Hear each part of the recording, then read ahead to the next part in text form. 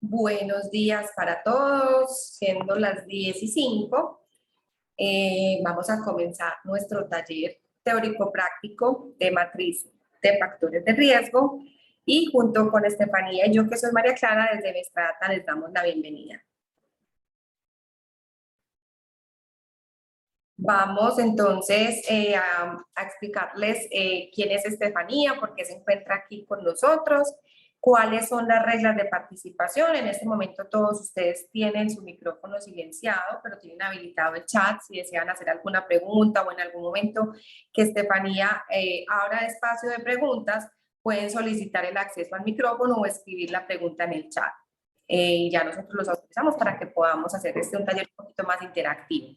Vamos entonces a ver el tema en general. Al final igualmente tendremos un espacio de preguntas y al final tenemos una breve encuesta para que nos ayuden a calificar este taller. Entonces, aquí con nosotros está Estefanía Moreno Cortés. Ella es nuestra líder de AML, ella es ingeniera financiera, especialista en riesgos financieros. Ella tiene mucha experiencia en el sector financiero y en el sector real, en el manejo de la regulación vigente y metodologías de administración de riesgo. Tiene una experiencia laboral de más de 8 años en la gestión de riesgos para el sistema de administración de riesgos de lavado de activos y financiación del terrorismo, y por eso todo esto y muchas cosas más la hace nuestra experta invitada para acompañarnos hoy en nuestro taller de matriz.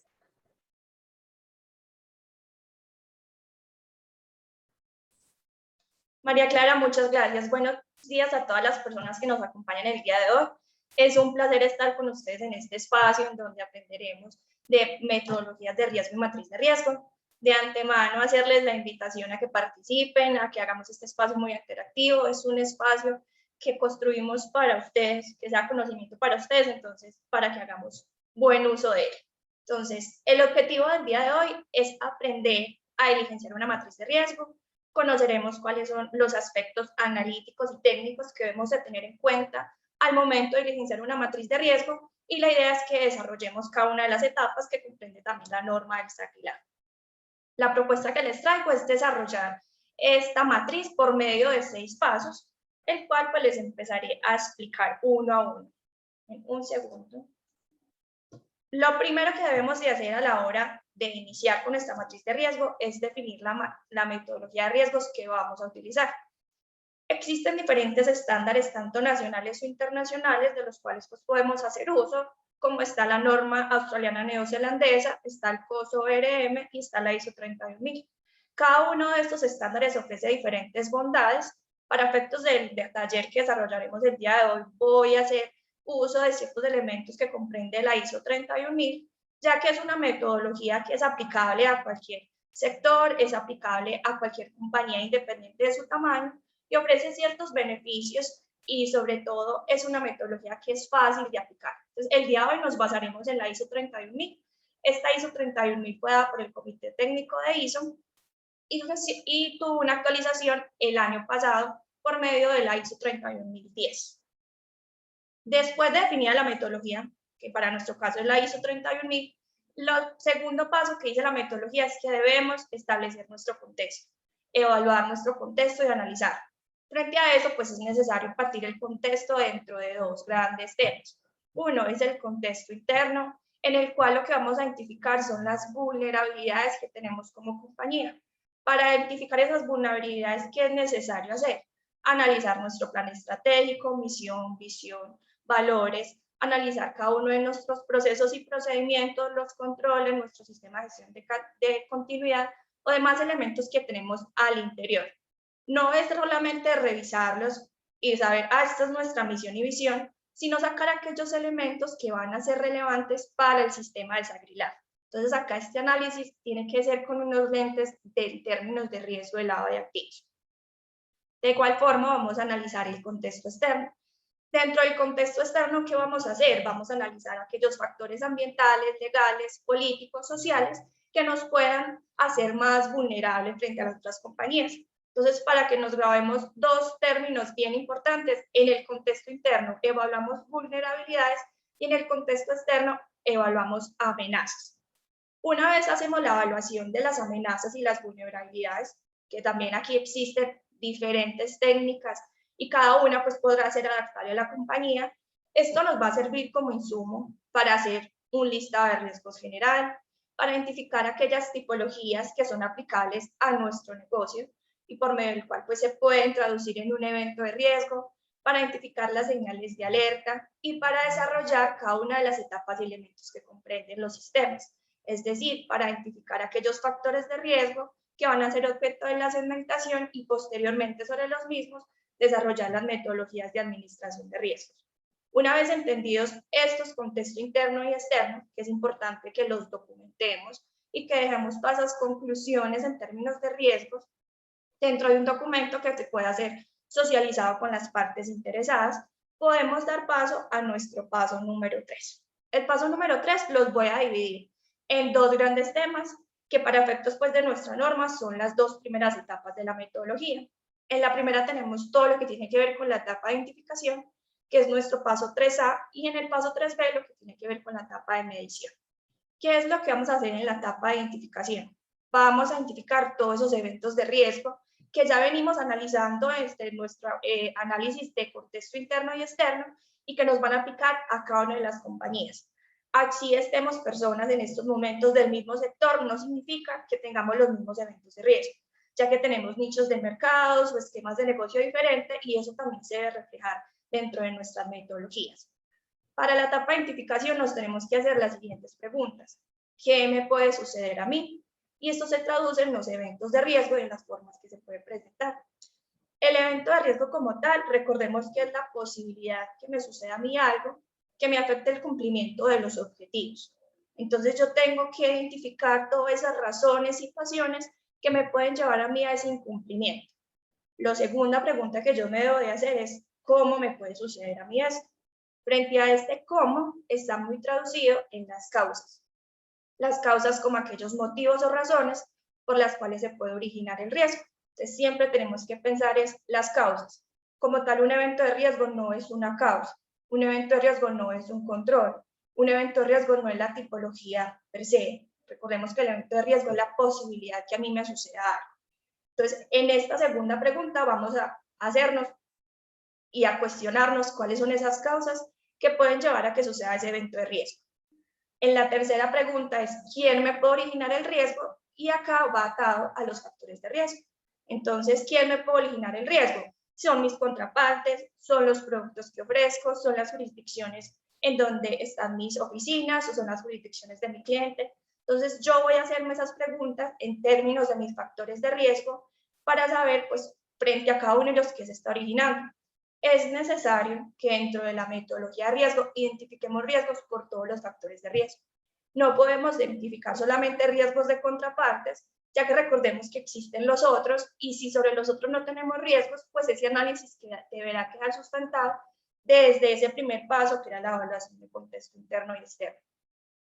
Y por último, en esta etapa de identificación, vamos a hacernos la pregunta es, ¿cómo puede afectar a la compañía la materialización de ese evento de riesgo?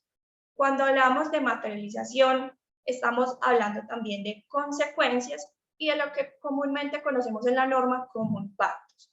Los impactos por el riesgo de lavado de activos se miden por cada uno de los 4 riesgos asociados, que son el riesgo legal, el riesgo reputacional, el riesgo de contagio y el riesgo operativo. Por lo cual, cuando tenemos un evento de riesgos, debemos de cuestionarnos si llega ese evento a materializarse, a ocurrir, cuáles serían las consecuencias medidas en estos 4 riesgos que yo puedo tener como entidad. Posterior a esto, a que yo ya me hago estas preguntas, yo puedo también hacer uso de diferentes fuentes de información. Las fuentes de información ya tenemos una muy importante que son los contextos. Otras fuentes son las tipologías y señales de alerta, está en el compendio de tipologías sectoriales de la UIAF, está la evaluación nacional de riesgo. Yo puedo hacer uso de toda esta información o estándares internacionales, las normas de Gafi, el grupo Edmond de Gafilab, y construir con todos ellos un listado de eventos de riesgos generales. También puedo nutrir ese listado con los informes de auditoría y revisoría que me han hecho a mí. Ellos también pueden identificar eventos de riesgos o información en prensa negativa que le ha sucedido a otras empresas o otras empresas del sector, que también se pueden traducir dentro de la compañía requerimientos de órganos de control, o la invitación que les hago acá es que hagamos este ejercicio basado en el conocimiento de experto. Todas las personas que nos acompañan el día de hoy tendrán su experticia desde su materia y podrán también servir como insumo para la identificación de riesgos.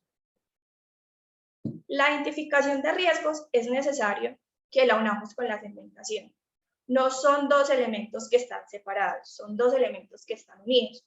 Por lo cual, pues como les decía, dentro de la identificación yo hago un listado de eventos generales, pero yo posteriormente tengo que hacer un análisis dentro de cada uno de mis segmentos para ver si ese evento de riesgo le aplica o no. Entonces, es necesario yo llevar allá lo que tengo en los eventos de riesgos con el análisis que tengo en la segmentación. Entonces, para eso voy a ir haciendo el ejercicio práctico para que ustedes puedan ir viendo cómo se hace una segmentación, y invito a algunos voluntarios que vayan levantando sus manitos para que me acompañen a hacer este ejercicio de análisis.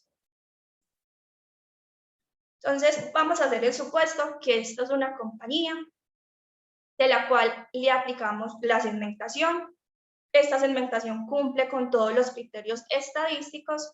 Para efectos de este ejercicio, vamos a tomar la segmentación de nuestros clientes. Al correr la base de datos de los clientes persona natural y jurídica, de acuerdo a las variables que tengamos determinadas, acá vamos a tener variables generales para que podamos llevar este ejercicio aplicable a cada uno de ustedes, y el resultado del mismo fue que se nos generaron 9 segmentos. De estos 9 segmentos, pues vamos a analizar los 2 primeros y vamos a ver algunas diferencias importantes. En el segmento 1 tenemos 344 clientes personas naturales. Todos están localizados en Colombia. De estos 344, el 70% son clientes de alto riesgo por su actividad económica, por el municipio de residencia de este cliente persona natural, por otras variables que yo he determinado, su edad, su información financiera, determina este cliente es alto riesgo, y el 70% de los clientes de este segmento lo son. Adicionalmente, tengo dentro del segmento 25 PEPs, 25 personas expuestas políticamente. En el segmento 2, tenemos 120 clientes persona jurídica. Acá no tenemos personas naturales. Primera diferencia entre los 2 segmentos, uno persona natural y otra persona jurídica. Y lo segundo es que dentro de este segmento tenemos clientes de riesgo bajo, medio y alto. Pero a diferencia, solamente el 10% es de riesgo alto. Adicionalmente, dentro de este segmento no hay clientes PEP. Estas características fue la que nos dio la segmentación. Este sería nuestro primer paso, entender la segmentación. Entonces, acá ya encontramos algunas diferencias entre los 2 primeros segmentos. Esta barrita. Posteriormente, como les decía, el paso que yo hago en la identificación es determinar una lista general de eventos de riesgo.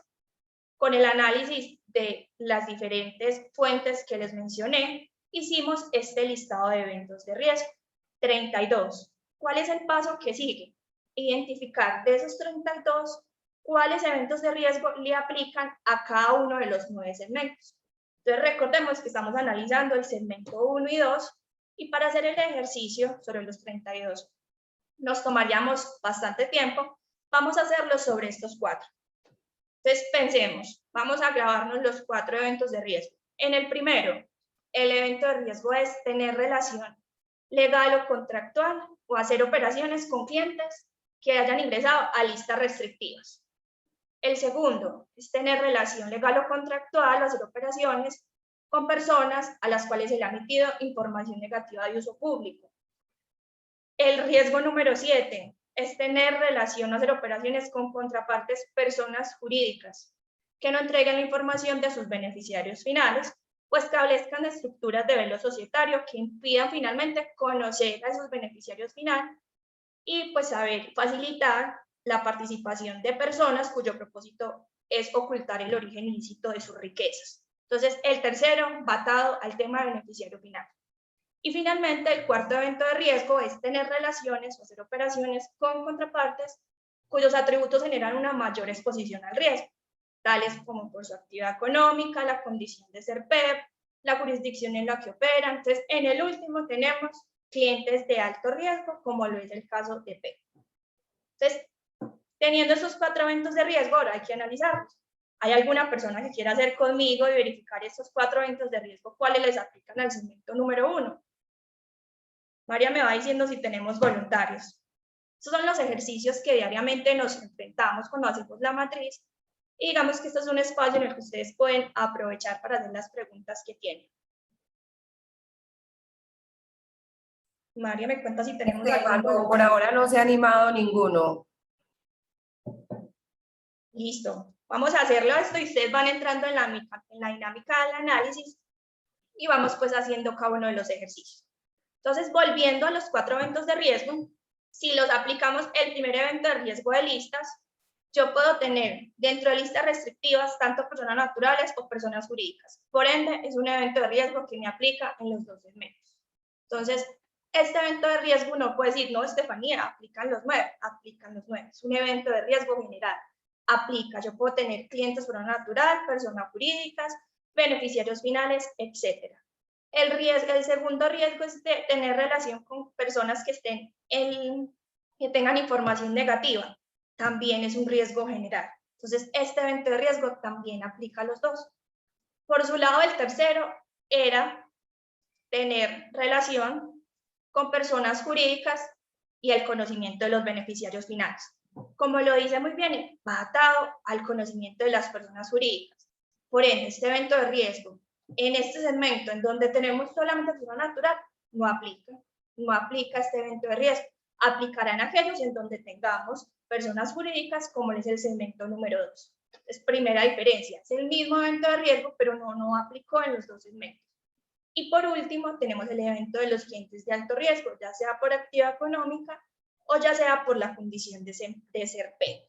Este evento de riesgo, a pesar que es un evento de riesgo que uno puede decir es general, se pueden dar casos en los que no aplica. Para estos 2 segmentos aplica, pero por ejemplo, me voy a adelantar aquí un poquito en el segmento 3, tenemos solamente clientes de riesgo medio y no tenemos P. Entonces, este evento en particular no aplica en el segmento 3. Aquí, pues, el resultado de la primera parte de la matriz, en donde yo ya llevo el resultado de este análisis. Yo tengo la descripción del segmento y la aplicación de los riesgos que corresponden. Acá me traje los 3 y en el segmento 2 tengo los 4 riesgos.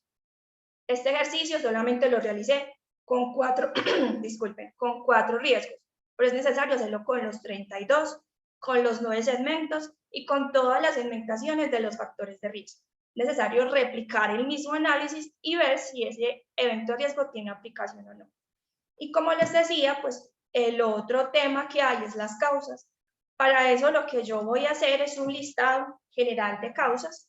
Yo voy a mirar todas las causas que me aplican y ahí tengo causas como errores en la captura de información, desconocimiento de listas, desactualización de las listas, inexistencia de patrones éticos. Voy a listar todas mis causas y posterior a esas, dependiendo del evento de riesgo, yo voy a ver cuáles le aplican a ese evento de riesgo. No todas las causas le aplican a todos los eventos, ni tampoco quiere decir que la relación es 1 a 1, que por cada evento de riesgo yo tengo una causa. Yo puedo tener múltiples causas y una misma causa se me puede repetir en varios eventos de riesgo. Hasta el tema de las causas, ya podemos decir que el tema de la identificación, que fue nuestro paso 3, ya quedó concluido. Volviendo a la presentación, damos paso a nuestro paso 3B. Dentro del paso 3B es la etapa de medición, la etapa de evaluación, para lo cual, para yo hacer el desarrollo de esta etapa, yo puedo hacer uso de diferentes escalas de valoración. Dentro de las escalas de valoración tenemos escalas cuantitativas, que digamos que para hacer uso de esta escala yo tengo que tener información histórica de la materialización de mis eventos de riesgo. Yo tengo que tener datos, cifras para poder hacer uso de este tipo de escalas. Las escalas cualitativas, por el contrario, solamente hacen uso del conocimiento de expertos. Ya no son los números quien dicen la medición, sino que ya es el experto el que se encarga de calificar y evaluar cada evento de riesgos. Y en el intermedio tenemos las escalas semi-cuantitativas que combinan tanto datos que tengamos disponibles como el conocimiento de expertos. Es lo más usado las escalas cualitativas o semi-cuantitativas. ¿Por qué las cuantitativas en ocasiones no? porque no se tienen, normalmente las entidades no cuentan con información histórica de los eventos materializados y cuáles fueron las pérdidas por cada uno, si hubo pérdidas, si no hubo pérdidas, si se fueron un cliente, si se fueron dos clientes. Esta información no la encuentran las entidades normalmente construidas. Y también hay una limitante, es que acá no estamos midiendo un fenómeno económico, financiero, estamos midiendo un fenómeno social. Y frente a estas mediciones, hasta la misma industria, la información disponible para todos, tampoco se encuentran muchos recursos que nos puedan servir para hacer este análisis y esta evaluación de los eventos de riesgo. El día de hoy, pues nuevamente la invitación a que hagamos un conocimiento de experto. Ya sabemos los 4 riesgos que estamos analizando dentro de la segmentación y también pues estos análisis se tendrán que reflejar en cada uno de los segmentos. ¿Qué vamos a medir? Ya dijimos que lo vamos a utilizar una escala cualitativa. ¿Qué vamos a medir? Hay 2 elementos importantes que se van a medir: frecuencia e impacto. ¿Qué es la frecuencia? La frecuencia es la probabilidad o posibilidad de ocurrencia del riesgo, que la forma de medirlo es pensar en el número de veces que se me puede a mí presentar ese evento de riesgo en un periodo de tiempo, normalmente un año, y el impacto, como les decía, son las consecuencias. Entonces, el impacto hay que medirlo por cada uno de los 4 riesgos asociados. Al hacer la multiplicación del impacto por la frecuencia, obtenemos lo que se llama la severidad, criticidad o perfil de riesgo. En la etapa en la que nos encontramos, pues estamos en estos momentos midiendo el perfil de riesgo inherente. ¿Por qué inherente? Porque no estamos teniendo en cuenta el efecto de los controles, porque estamos midiendo lo que es algo natural para la compañía, en un ambiente natural en donde no hay el efecto de los controles. Entonces, vamos a medir ahora dentro de nuestra matriz la frecuencia y el impacto.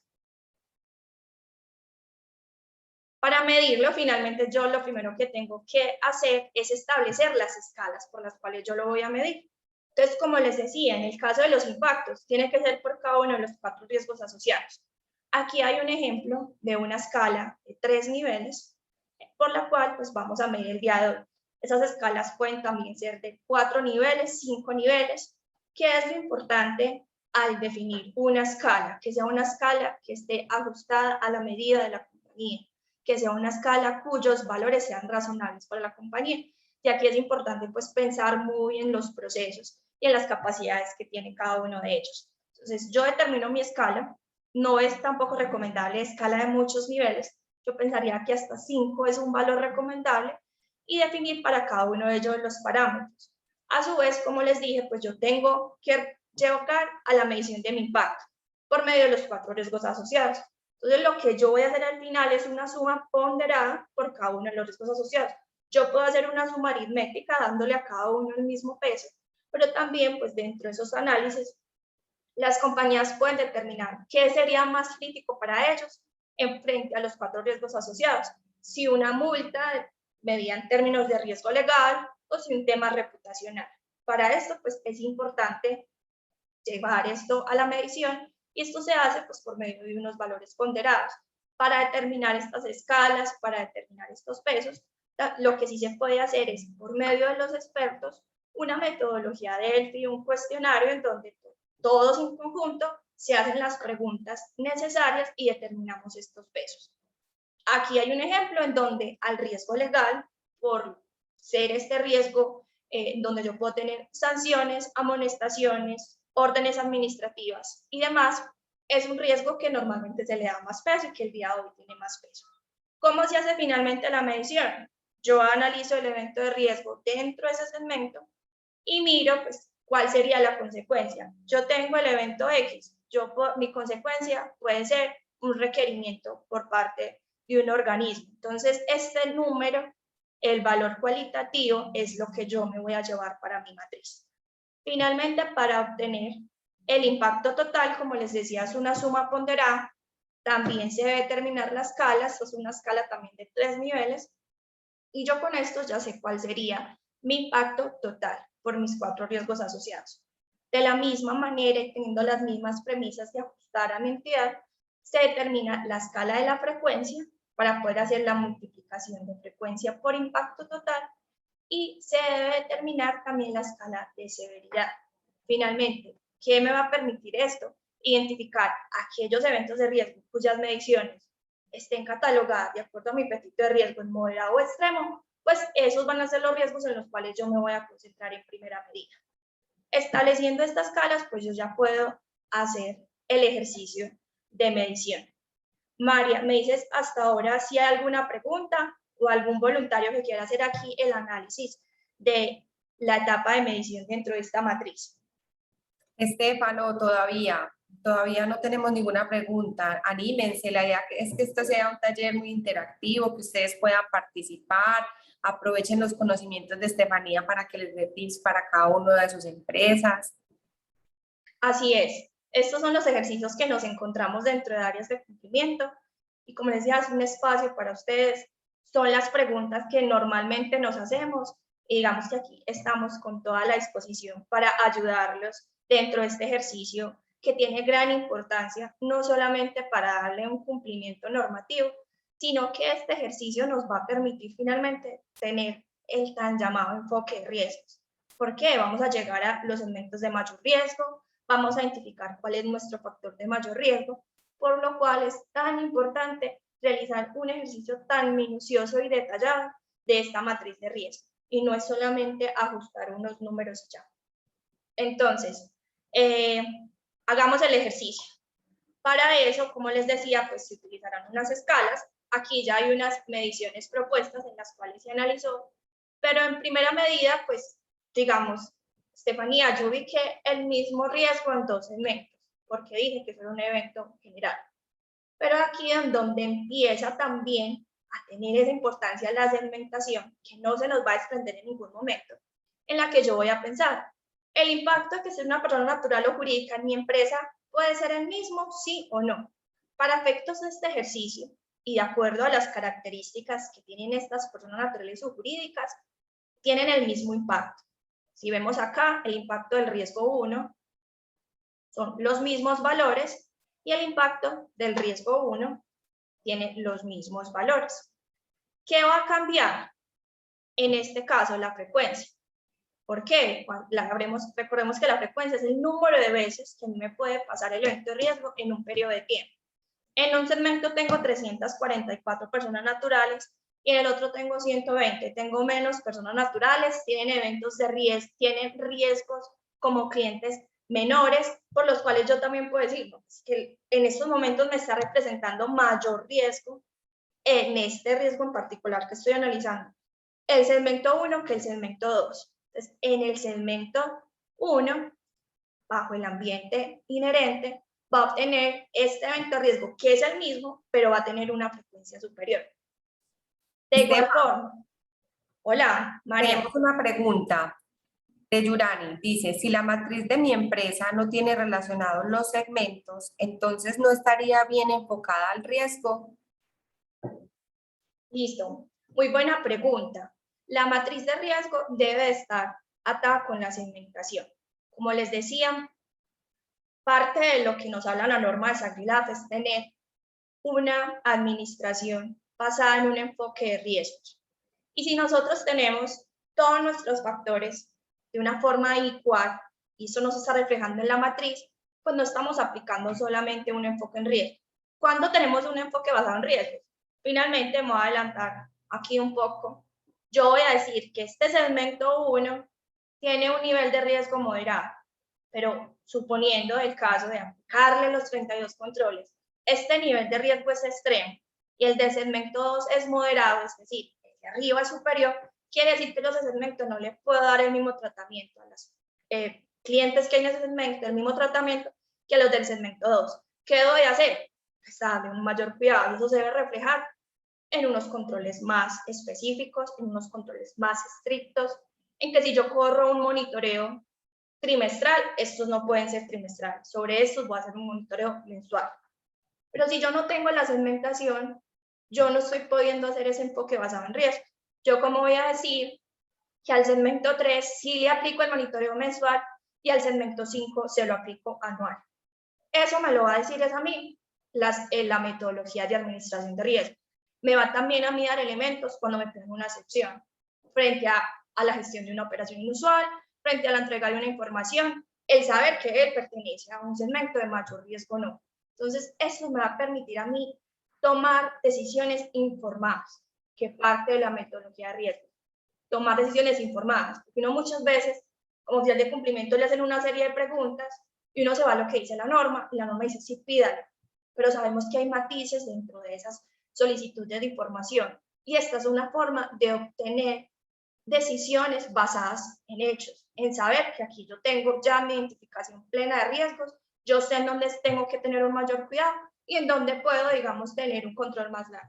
Entonces, sí es necesario que atemos la segmentación, y si no la tengo contemplada, mi recomendación es que sí miremos cómo integrar, porque recordemos que tenemos un sistema, no tenemos elementos aislados.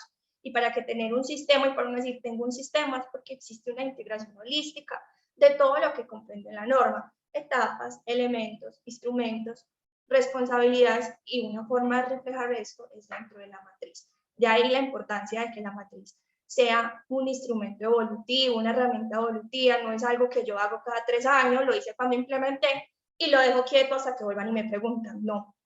Todo lo que yo haga en la compañía, las decisiones, se tienen que ver reflejadas dentro de la matriz, porque esta va a ser uno de los instrumentos que me va a servir a mí para la toma de decisiones. María, tenemos otra pregunta. Dice, en el desarrollo de la ponderación del impacto, ¿se enfoca únicamente en los riesgos reputacional, legal, operativo y de contagio? Se enfoca solamente en los riesgos derivados por los medios de los cuales yo puedo tener unas consecuencias. Y por norma nos dicen que son estos 4. Esto ya viene por norma. Entonces, he visto que algunas quieren meter ambientales, económicos. Los impactos del lavado de activos de este fenómeno social se dan por medio de estos 4 riesgos. Entonces, es, digamos, importante simplemente concentrarme en estos 4 riesgos, porque ya ven que la matriz, aquí yo nada más tengo 2 segmentos y 4 riesgos, y vean ya por dónde voy. Imagínense cuando hagamos este ejercicio completo. Pues es un ejercicio bastante robusto, y no solamente es un ejercicio, como les digo, que si alguna vez se debe mantener y actualizar. Entonces, en este caso de las mediciones, porque como les digo, es una medición que se hace uno a uno, son los expertos quienes la hacen, pues es, digamos, mi recomendación es enfocarnos en los 4 riesgos asociados que nos dice la norma en términos de impacto, que son legal, contagio, operativo y reputacional. Listo, Marian, me vas contando si hay más preguntas.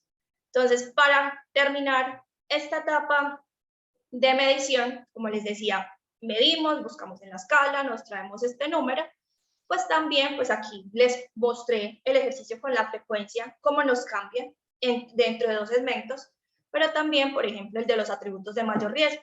Fue un evento que nos aplicó en ambos tenemos clientes de alto riesgo, pero en este segundo no tenemos PEP, en el segundo solamente el 10%, en el otro tenemos 25 PEPs y tenemos el 70% de los segmentos. Entonces, acá, el evento de riesgo que estamos describiendo, de tener relación o hacer operaciones con contrapartes cuyos atributos generen mayor riesgo, pues en este yo puedo tener una mayor frecuencia, porque tengo más clientes que tienen atributos de mayor riesgo que los que tienen el segmento 2. Si este porcentaje cambia, pues entonces yo ya puedo ir actualizando. De ahí la importancia a que se conecte la segmentación con los eventos, porque miren que también se me va a reflejar eso en la frecuencia. Posteriormente, análisis similares se deben de hacer sobre la frecuencia, sobre los 4 impactos por los riesgos asociados, se calcula el impacto total y yo tengo de manera inherente una calificación al multiplicar impacto total por frecuencia de cada uno de los eventos de riesgo y de mi segmento. Entonces yo ya voy identificando inherentemente cuáles son mis segmentos de mayor riesgo. Terminada esta etapa de medición, podemos darle paso a la etapa de control. En la etapa de control, como su nombre lo dice, es identificar todas aquellas políticas, reglas que yo determine dentro de mi sistema que me sirvan a mí para la prevención o para mitigar el riesgo de lavado de activos. El riesgo de lavado de activos per se no es un riesgo en el cual yo pueda transferir. Existen diferentes tratamientos, pero yo el riesgo no lo puedo transferir. Yo prácticamente el riesgo lo puedo anular. No tengo exposición. Si yo sé que en cierta jurisdicción la exposición es tan alta, no voy a esa jurisdicción, lo anulo completamente o lo mitigo. Es decir, sí voy, pero con ciertos controles. Entonces, es prácticamente dentro de todos los tratamientos en materia de riesgos que hay disponibles, para el caso del SARLAC, pues tenemos estos 4. ¿Qué es importante en la etapa de control? Que al igual que el evento, que en la etapa de identificación hicimos un listado de eventos de riesgos general, en la etapa de control también lo hagamos. Hagamos el listado de todos los controles que tenemos dentro de la compañía. De todos los controles, independiente de a qué evento de riesgo le aplican, que listemos los controles en materia de lavado de activos que tenemos y que también dentro de esta etapa desarrollemos la conocida efectividad de los controles. Miramos cuál es la efectividad de esos controles. Y hay que tener algo presente, es que es muy diferente medir la efectividad de un control a medir el funcionamiento de un control. Puede que un control funcione en la manera en que fue estructurado y el control funciona correctamente de acuerdo a su objetivo. Perfecto, su funcionamiento es bien, pero la efectividad es ese control cómo funciona, me está a mí ayudando en la mitigación de mi riesgo. Es lo que yo tengo que entrar a evaluar. Que, vuelvo y repito, es muy diferente evaluar funcionamiento a evaluar efectividad del control. Para evaluar la efectividad de los controles existen diferentes atributos por los cuales yo puedo evaluar esa efectividad. El día de hoy le traigo 3 atributos. Está el tipo del control, el carácter del control y la frecuencia. Otros adicionales, ¿cuáles pueden ser? La cobertura del control. Y yo también, dependiendo de los controles y de también cómo vaya evolucionando, cómo vaya madurando mi sistema, puedo incluir en nuevos atributos o en metodologías mucho más robustas para medir esa efectividad del control. He aquí una metodología aplicable, una metodología útil y una metodología que independiente del sector, pues la podemos llevar a cabo. Entonces, ¿qué nos dicen estos 3 atributos? El tipo de control, que se refiere a la forma en cómo se efectúa la aplicación del control. Es decir, si su aplicación es manual, en donde hay una persona que está ejecutando el control, semiautomático, que son aquellos controles que tienen una ejecución, un componente automático y manual, o es un control automático. Es un control que no necesita de una persona, sino es un control que se ejecuta de manera automática. ¿Cuáles son los controles ideales? Digamos que dependiendo del evento de riesgo que yo estoy mitigando. Normalmente nosotros, ¿cuáles son los eventos de los controles que hemos de buscar? Controles que tengan más carácter de preventivos, controles que sean automáticos, en los cuales pues esos riesgos operativos derivados de las personas se disminuyen y son controles que nos pueden ayudar en mayor medida a la mitigación del riesgo. Como segundo atributo, tenemos el carácter del control. Frente a esto, tenemos 3 caracteres que podemos aplicar, que son los controles preventivos, que son los controles que se ejercen y que consigan a que nos reporten, a que nos avisen antes de que ocurra el evento de riesgo. Normalmente estos controles preventivos lo que nos están ayudando es a disminuir la frecuencia de los eventos de riesgo. También tenemos controles detectivos, son controles que nos avisan una vez ocurre el evento de riesgo. Entonces, detectan que sucedió ese evento de riesgo. Y los controles correctivos permiten corregir las desviaciones y prevenir que estos vuelvan a ocurrir.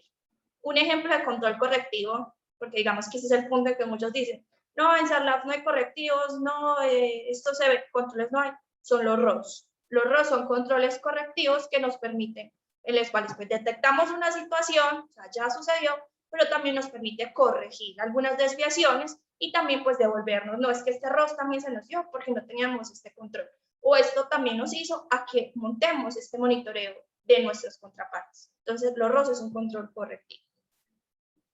Y la frecuencia, que digamos este atributo está asociado con la intensidad, en el cual pues tenemos controles permanentes, controles que en todo momento están prendidos, controles periódicos, frente a esto pues se ejecutan con una periodicidad definida, entonces tenemos diarios, semanales, mensuales, trimestrales, anuales, tenemos diferentes periodicidades, controles esporádicos, que estos se ejecutan a discreción de la persona, entonces cuando ella lo requiere.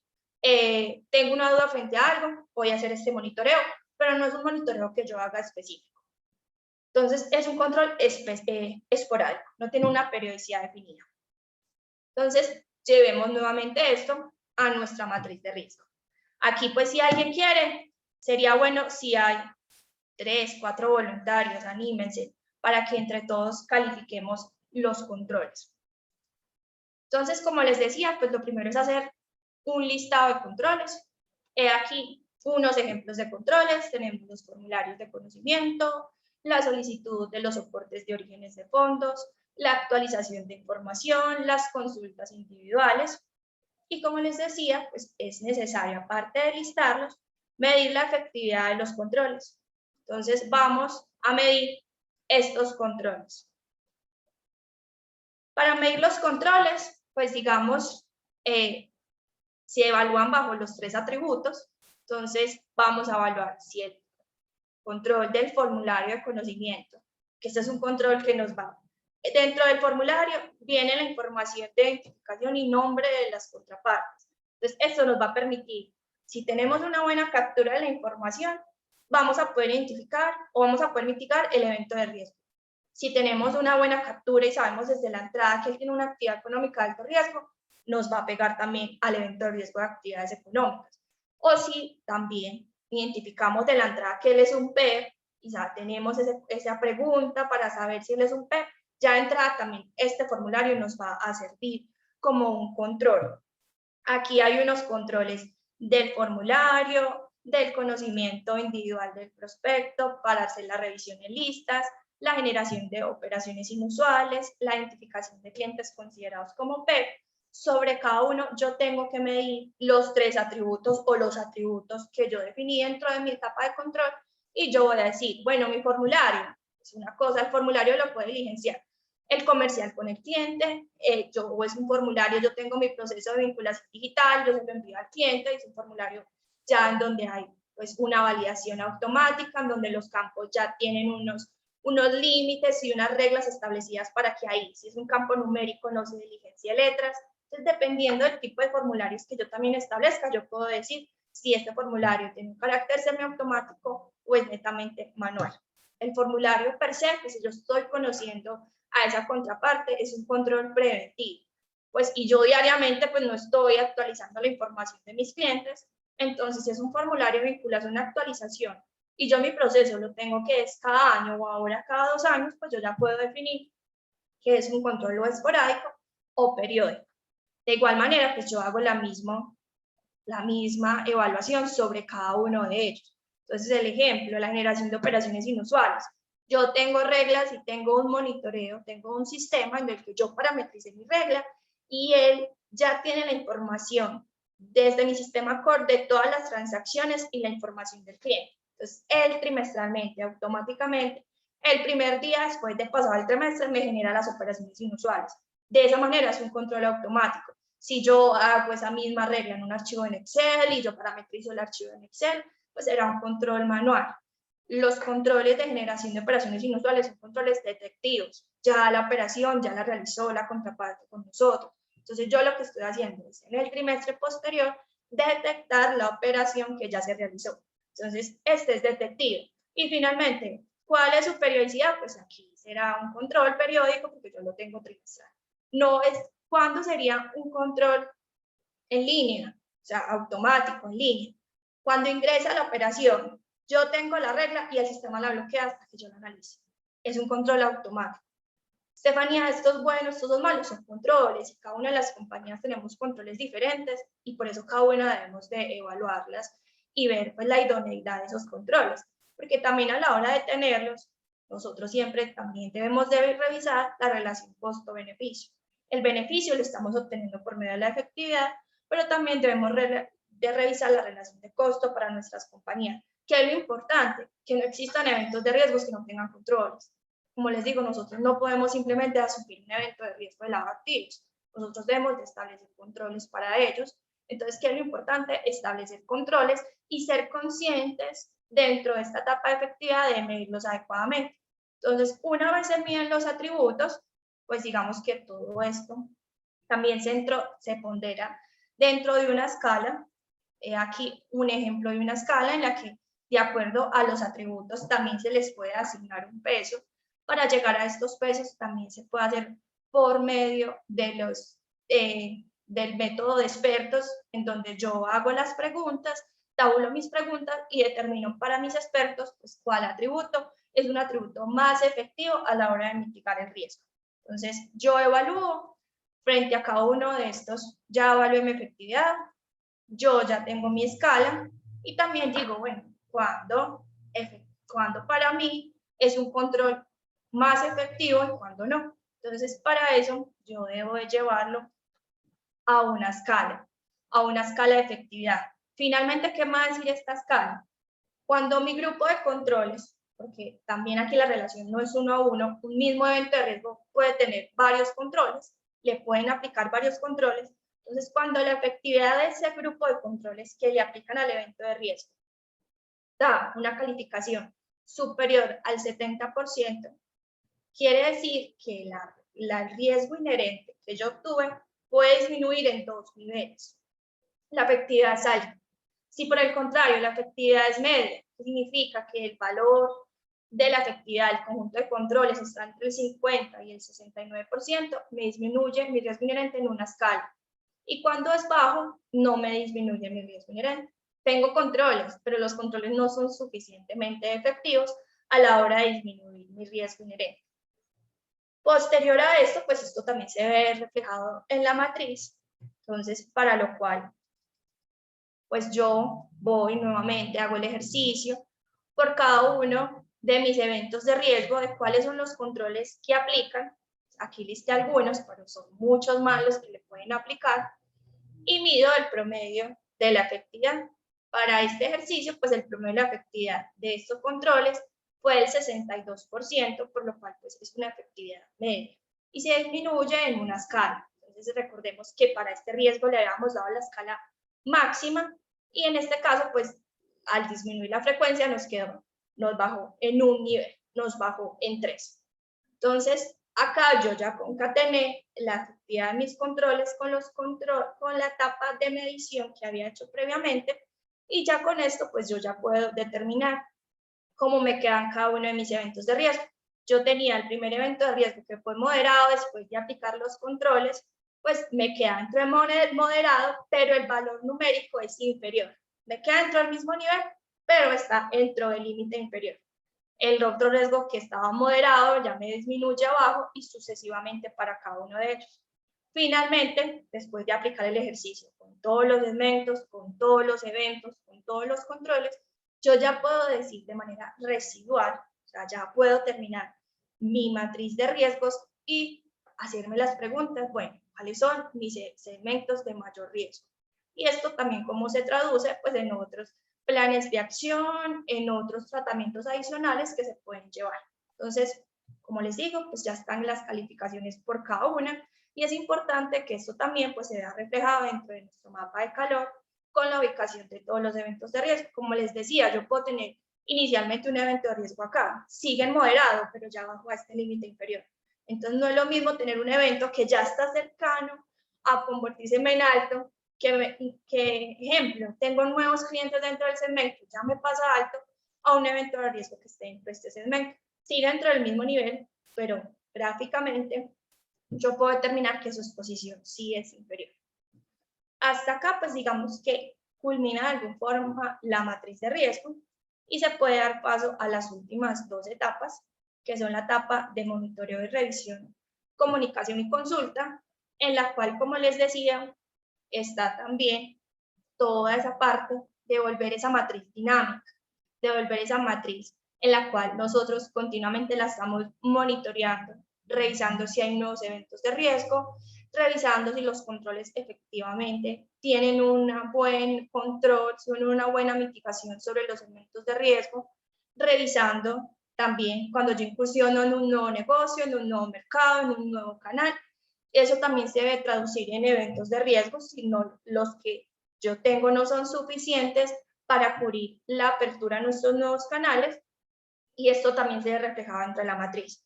Basados en toda esta información, en las fuentes, pues mi matriz también va a ir evolucionando continuamente y parte de esta evolución en la cual pues es bueno que yo reporte los resultados de mis perfiles a el máximo órgano social que corresponda, si les corresponde junta directiva, que se reporte esa información y también es muy importante que documentemos. Es muy importante que documentemos la metodología, si es el caso de la ISO 31000, documentar cada uno de los pasos de la ISO 31000, los resultados, si yo hice un criterio de expertos, documentar cuáles fueron las herramientas que yo utilicé con mis expertos para que me quede también esta metodología documentada. Y uno de las bondades al documentar uno es que tenemos ya lista la documentación para hacer transferencias de conocimiento cuando sea necesario, que es una metodología que va a ser comprensible por todas las personas que interactúan, no solamente por aquellos que la están administrando. Entonces, si yo tengo a la revisoría fiscal, a la auditoría, o estoy en una visita in situ o extra situ, ellos ya saben cuáles fueron los parámetros metodológicos en los cuales yo me basé para construir mi matriz de riesgos y mi sistema de administración de riesgos. Dentro de eso, pues también si yo identifico situaciones de mayor riesgo, pues deben de existir programas de capacitación y divulgación a las partes interesadas frente a esto para que también haya una comunicación de aquellos eventos de riesgo que mayor relacionen. Se debe hacer divulgación de esos controles, porque no quiere decir que hacer una matriz de administración de cumplimiento, todos los controles que se ejecutan en pro de mitigar los riesgos los ejecuta también la unidad de cumplimiento. Hay controles, los controles van en los procesos, y los procesos ya es donde va casi toda la compañía a interactuar.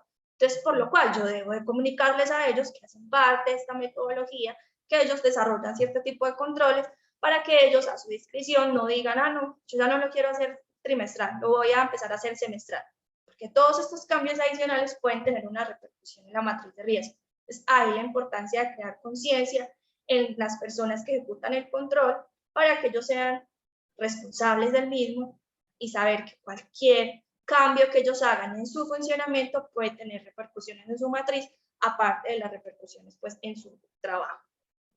Y por último, como les decía, pues también es necesario dentro de esto definir los procesos, los procedimientos de imposición de sanciones para el incumplimiento de controles. Como les digo, pues una persona no puede cambiar a su discreción un evento de control, el objetivo, su periodicidad o su atributo, ya que puede generar que haya una exposición para la compañía frente a cada uno de los eventos de riesgo.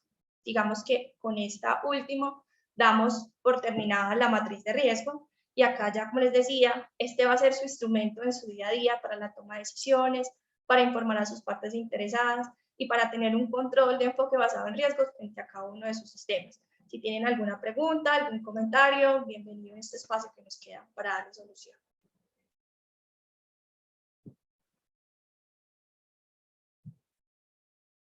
María, ¿me cuentas si ya tenemos alguna pregunta? No, en este momento no tenemos preguntas todavía, entonces, mientras que las van pensando, yo les voy aquí a lanzar una encuesta donde queremos que nos ayuden a evaluar el evento.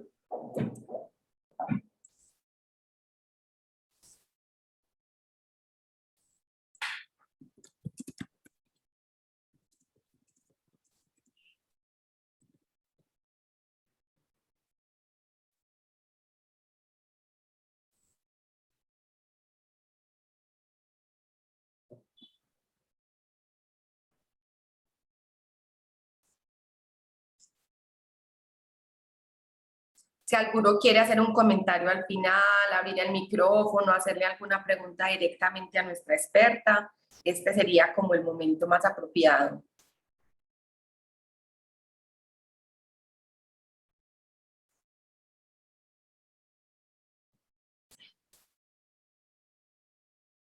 Claro que sí. Igual este fue un ejemplo de una matriz.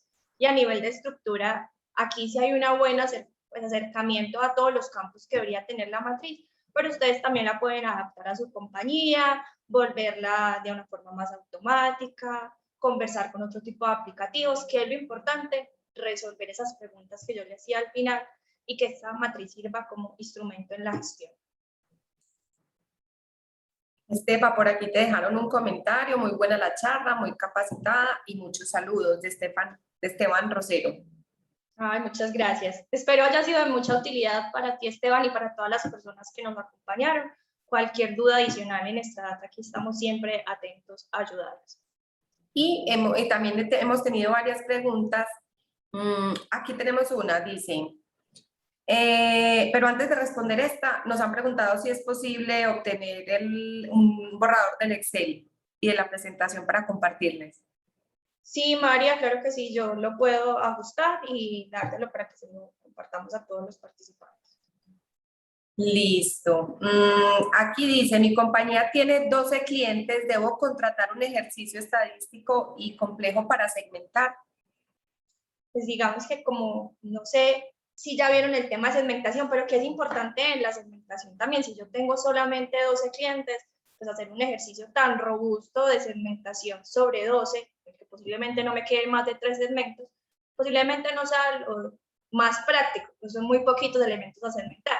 Yo puedo hacer otro tipo de ejercicios que también me sirvan para desarrollar estas etapas de administración, en donde yo puedo efectivamente sí tener perfilados mis 12 contrapartes, o hacer algún tipo de división a priori o segmentación a priori. Yo tengo 12, pero yo tengo catalogadas cuáles son, ejemplo, nacionales y extranjeras, de mis personas naturales a mis personas jurídicas, o las voy a separar por el nicho de negocio, separarlos por atributos de riesgo, que finalmente eso me pueda conversar con la administración de riesgo. Recordemos que aquí la segmentación no es solamente una división per se, no es una segmentación cualquiera, es una segmentación en términos de lado activos. Entonces, si yo no tengo suficientes elementos o variables, alguna de las dos puede suceder para hacer una segmentación robusta, pues yo sí puedo utilizar variables para perfilar y para segmentar a priori mis contrapartes y que esto me sirva como un insumo para la matriz de riesgo. Tenemos otra pregunta de Norma Alexandra. Dice, primero también te felicita, gracias, estuvo muy interesante la charla. Tengo una pregunta, ¿cuáles son las políticas básicas para soportar la matriz? Las políticas básicas, digamos que dentro de nuestros manuales, como oficiales de cumplimiento, una de nuestras funciones es llevar a cabo la metodología de administración de riesgo de lavado de activos. Esta metodología también se encuentra soportada dentro de la norma, donde también pues, hay unos requisitos básicos que aquí los fuimos tocando, en el cual pues, se deben de ver reflejados dentro de la matriz de riesgo, que nos dice cuál es el objetivo de la etapa de identificación, de la etapa de medición, de la etapa de control, de la etapa de monitoreo. Entonces, digamos que basados en toda esta información que de la misma norma nos está diciendo, a nosotros como empresas obligadas que debemos de hacer, nosotros la vemos reflejada dentro de la matriz y esta información la tenemos dentro del manual en una metodología que puede ser o un anexo o parte del manual, y también es un insumo muy importante para que pongamos en conocimiento de nuestra junta directiva. Esto no es solamente un tema que debemos dejar de discreción de las áreas de cumplimiento, debemos de comunicar, sensibilizar, cuando necesitamos apoyo de la junta directiva, cuidado con esto. Estas son las herramientas que debemos de llevar para soportar la gestión que realizamos dentro de cada uno de los equipos. Gracias, Estefa. Nos falta una de Janet Orjuela. Dice, para iniciar la segmentación desde cada tercero, ¿qué recomiendas? ¿Y qué frecuencia de actualización de información debemos tener? Bueno, frente al tema de segmentación, en cuanto a la periodicidad, pues va a depender mucho como de la dinámica del negocio. Lo que sí es que no, la periodicidad no tiene que ser diaria, puede ser trimestral, puede ser mensual, va a depender de qué tanto yo tenga transacciones con esas contrapartes de las que yo estoy pues en estos momentos interactuando, que es necesario a la hora de aplicar la segmentación. Como les decía, aparte del análisis de esa evaluación de los contextos, es delimitar muy bien quiénes son mis factores de riesgo. No quiere decir que para todas las compañías tengamos los mismos factores de riesgo. La norma nos habla de algunos, pero nosotros también dentro de cada uno tenemos que delimitar bien quién es mi cliente, quién es mi proveedor, quién es mi empleado, y sobre eso aplicar la segmentación. Si yo no tengo mucha información, yo hago uso de la información que tengo, y si lo puedo tener como planes de acción, planes de mejoramiento para un futuro, para que esta nueva información que yo de pronto detecté que es útil en términos de lado activos, sea parte de los sistemas de información con los que contamos hoy.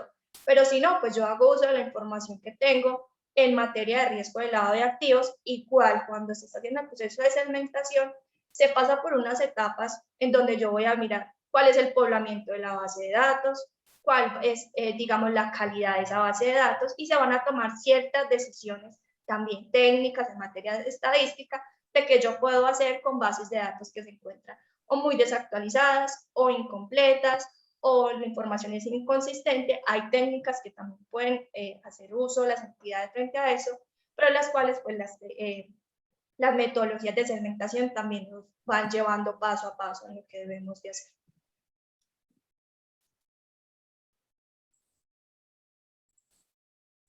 Listo, Estefan, no tenemos ninguna otra pregunta. Entonces, recordarles, primero agradecerles a los asistentes, recordarles que el próximo martes tenemos el taller de perfilación de una contraparte.